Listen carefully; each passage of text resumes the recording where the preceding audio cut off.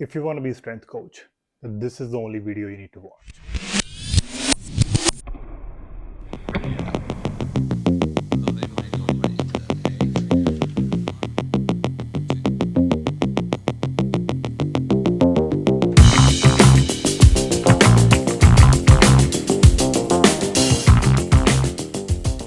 Now, first things first, you need to figure out your why. That means you need to understand or figure out why you want to wake up early mornings, why you want to stay late at work, and oftentimes why you want to be in such a new, developing, unconventional field. My reason for starting as a strength and conditioning coach was that number one, I'm a very data driven guy. With my background in medicine, I was always interested in what's happening behind those actual physical movements, especially in sports. Now, that could be a cricket player hitting the ball out of the park, what joint angles they're using, what's the best joint angle, what's the best physiological system they can use, how they can make the physiology better. So that was my number one reason to start. Number two was, so I started off, I remember still my cricket playing days when I was trying to be a professional athlete. I only played one game for my district. And I remember my coach coaching me differently because I was just starting off as compared to the elite guys on the team, because obviously there are developmental differences. There is difference in grassroots coaching, and when you're coaching in someone who's at a certain level. So that was very intriguing for me. I've seen a lot of people say, oh, I want to be a strength coach because I love to train. That is not a valid reason. Remember, there are a lot of individuals who love to train, but that doesn't necessarily means that they should go ahead and be a strength coach. Coaching is very different than training yourself. Yes, it helps, but understand these are two different worlds. Now, where do you start? First things you need to do is study and get your CSCS certification. Now, CSCS stands for Certified Strength and Conditioning Specialist. This certification is awarded by the National Strength and Conditioning Association. Now, there are a few requirements for getting this certification, so you need to make sure you fulfill those. You do need a bachelor's degree, and the preparation time will depend upon your background and your training experience. If you are trying to be a strength coach within Canada, the Canadian Strength and Conditioning Association has new certification pathways coming up, especially for budding SNC coaches, which will eventually open up May 24. Now, number two, you need to complement that certification with an internship.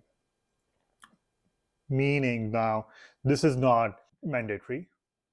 So that means you can just sit at home, study, pass it, or you can study at the same time. You can get an internship or volunteering placement and learn the ins and outs of this field. Again, as I said, this is not a requirement for the certification, but highly recommended. What you will learn in the certification will eventually correlate what you're trying to learn in terms of prepping for your certification. Now, number three is, how do you get an internship? Internships are not easy to get. That is one point to understand, but that doesn't mean they are impossible. There are very few openings, especially if you're within Canada. If you're within US, there's a lot of openings. Or even if they are not, I would still advise you to reach out to your local university, college, sports club, or high performance club. Go on their website, contact them. Most of the time, they'll be happy to take an intern, unless there are some bigger issues going on within the organization. Now, my first internship, I still remember I sent around 50 plus emails to different departments within the university I was studying at. and I got replied back on 3 of those. And that is how I got my first internship. Now, this wasn't even an internship, this was a volunteering position with the local or the university's track and field club at that time. Eventually, that volunteering position turned into an internship turned into a paid position, a part-time paid position, and then since then I never looked back.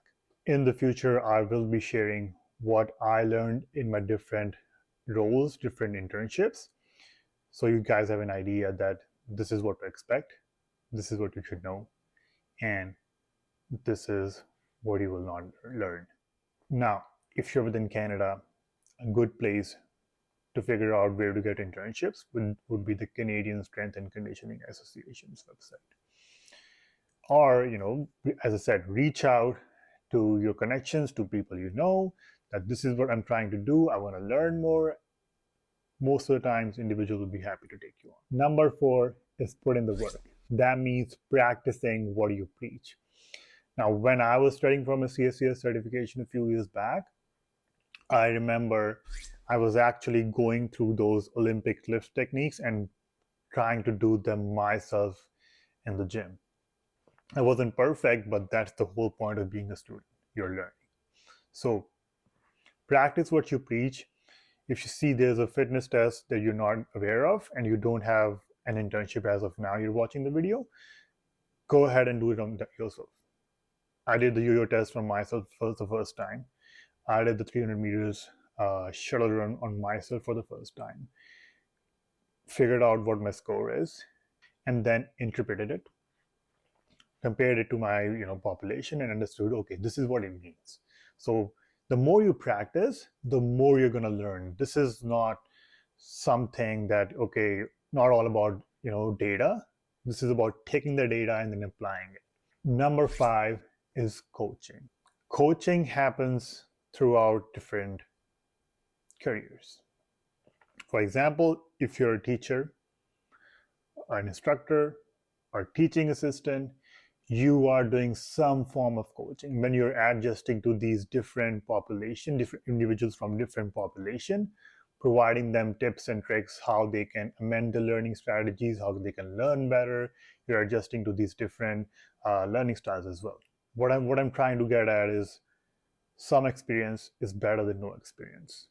Coaching is not only about knowing the best performance test or reading the best data, but it is also about communication. Any position or any job you have had where you had to communicate to a large group, or one-to-one, or a difficult population, that is certainly going to help you down the road.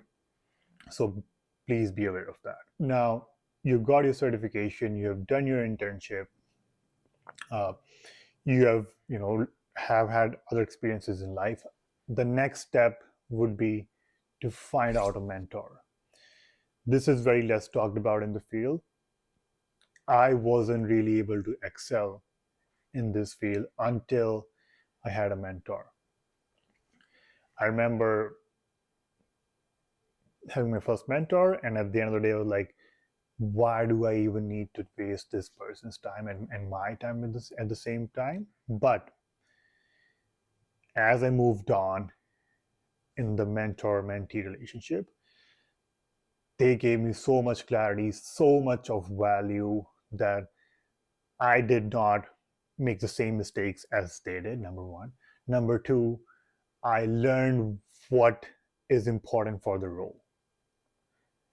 I say that because there's a lots and lots of data. If you feel like, okay, I'll just cram it up, it's not going to work. If you feel like I'll understand all the data out there, it's not going to work. You need to start somewhere. You need to understand that it will take time. Okay? So that is why it's very, very important to have a mentor to guide you, to direct you toward right positions in the field. Now, 7th, or the last point, is going to be figuring out where you want to work.